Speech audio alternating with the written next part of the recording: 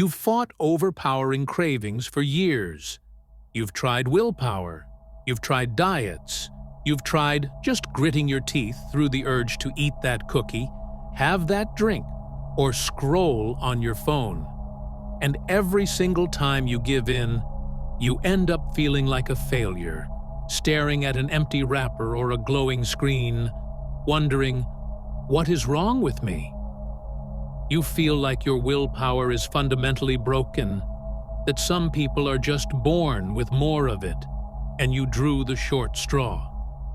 But what if I told you the problem isn't your willpower? What if it's not about your motivation or your character at all? What if your brain has been playing by a set of rules you didn't even know existed? Recent neuroscience has revealed a hidden battle inside your head, a tug-of-war between your long-term goals and your brain's ancient wiring for instant gratification. And the secret to winning isn't to fight harder, but to get smarter. It's about strengthening a key part of the brain network that acts as your personal willpower command center. Today, I'm not just going to tell you about this brain secret. I'm going to give you the exact science-backed playbook to start retraining that circuit, starting right now. To win the war against cravings, you first need to understand where the battle is actually being fought. It's not in your stomach or your heart. The entire conflict takes place between two key networks in your brain. Think of it like this. Inside your head, you have an impulsive child and a wise manager. The impulsive child is your limbic system, a group of ancient brain structures that act as your motivation and reward hub. It's heavily influenced by the neurotransmitter dopamine. Now, dopamine isn't really the pleasure molecule, it's more accurately the motivation molecule. It drives you to seek rewards and signals that something is worth your effort. This system screams, "I want it now." Whether it is a sugary donut, a glass of wine, or a social media notification. This system evolved to help us survive, but in our modern world, it's been hijacked by hyper-palatable foods and constant stimulation. Then you have the wise manager. This is your prefrontal cortex, a highly evolved part of your brain sitting right behind your forehead that serves as your center for long-term planning and impulse control. A key player here is a region called the dorsolateral prefrontal cortex, or DLPFC. It's the voice that says, "Hold on, remember our goal to be healthier," or "Think about how you'll feel tomorrow morning." The problem is, for many of us, there's an imbalance.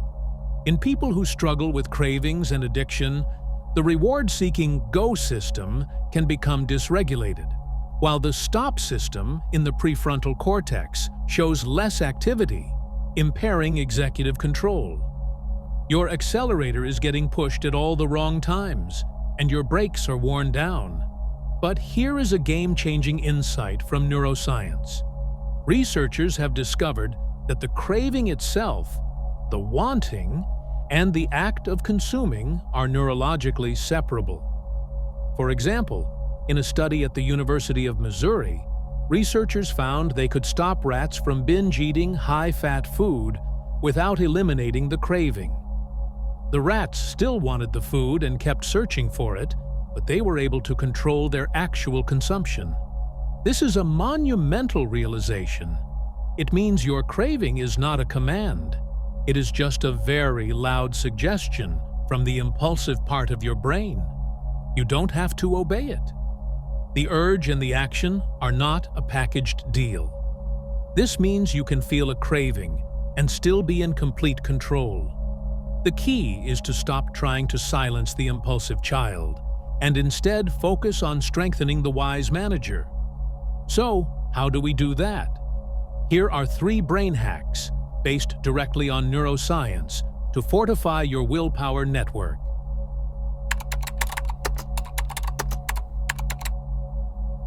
The first and most powerful tool you have is called cognitive reappraisal. This sounds complex, but it's incredibly simple in practice. It means actively changing the story you tell yourself about the thing you crave. When you see a piece of cake, your default thought is probably, "That looks delicious, but I can't have it." This creates a sense of deprivation and struggle. It's a battle of you versus the cake. Reappraisal changes the entire frame. Instead of focusing on what you're giving up, you actively focus on the negative consequences of that choice. Don't just glance at the cake. Stare it down and say to yourself, "That cake is a sugar bomb that will spike my glucose, make me feel sluggish in an hour, and mess with my sleep tonight. It moves me further away from my goal of feeling energetic and healthy." You are consciously reframing the cue from a treat to a threat. Neuroscience shows this isn't just a mind game, it's a physical workout for your brain. When people in studies use techniques based on this principle, fMRI scans show that activity in the wise manager, the dorsolateral prefrontal cortex, increases. At the same time, activity in the reward-seeking impulsive child, the ventral striatum, goes down. Stronger DLPFC activation is directly linked to the craving feeling less intense. You are literally using your thoughts to turn down the volume on your cravings. Every time you do this, you strengthen the neural connections that make up your stop system, your willpower muscle. It's like doing a bicep curl for your prefrontal cortex. You're training your brain to see the long-term reality, not just the short-term temptation.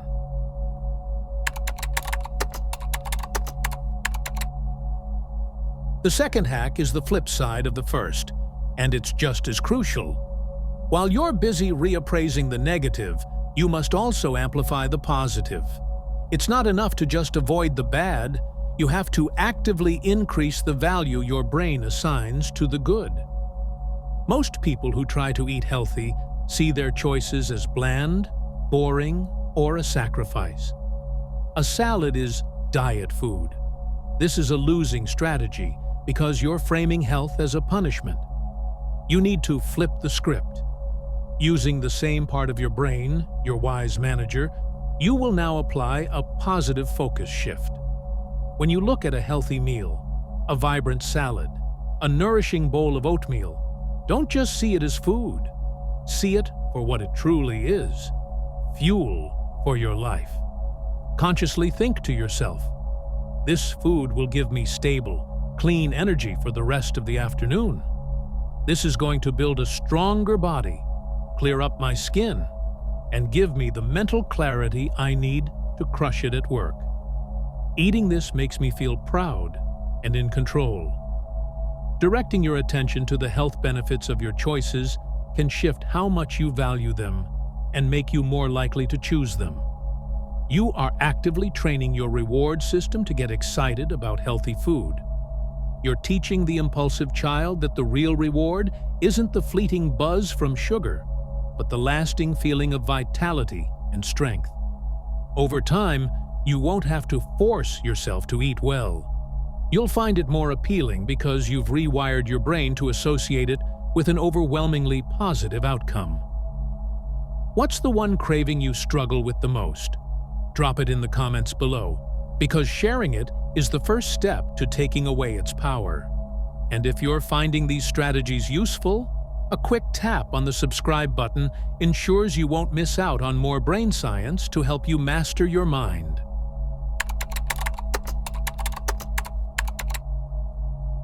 This final hack is the one that ties it all together and helps make the change permanent. It's the shift from doing to being. For years, you've probably been saying things like, "I'm trying to eat less sugar." The problem with trying is that it defines your identity as someone who struggles. Your identity is still that of a sugar eater who is in a constant, exhausting fight. The most profound change you can make is to shift your identity. Instead of, "I'm trying to avoid junk food," your new identity is, "I am a person who nourishes my body with healthy food." Instead of, I'm trying to exercise, it becomes, I am an active person who enjoys moving my body. This isn't about lying to yourself. It's about deciding who you want to be and then starting to act like you're already that person. Each decision then becomes a simple question. Does this action align with who I am? A person who nourishes their body doesn't see a donut and fight an epic battle of willpower. They simply see it as something that doesn't align with their identity. The choice becomes much easier. It's not deprivation, it's alignment. This identity shift provides the ultimate directive for your wise manager, the prefrontal cortex. Its job is to pursue long-term goals.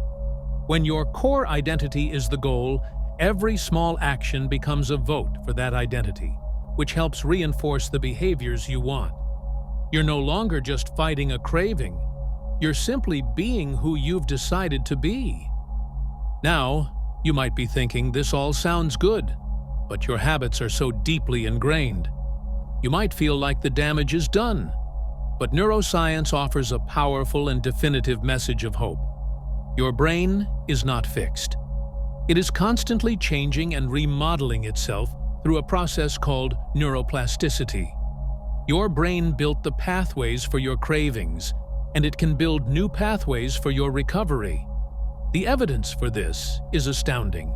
In one of the most hopeful findings, neuroimaging studies looked at the brains of former drug users.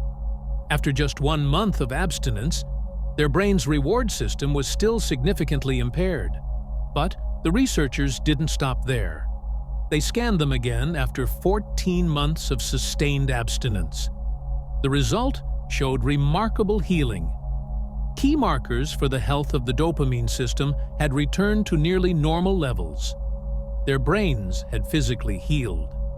This shows that recovery isn't just a concept. It's a biological process of rewiring. Sustained abstinence and new, healthy habits allow the brain to gradually restore its natural balance. Your brain is not broken. It may be dysregulated. It may be conditioned. But it is designed to heal and adapt. Every time you use the hacks we discussed, you are driving that healing process forward.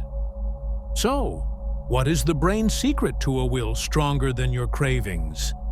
It's the realization that willpower isn't some magical moral virtue.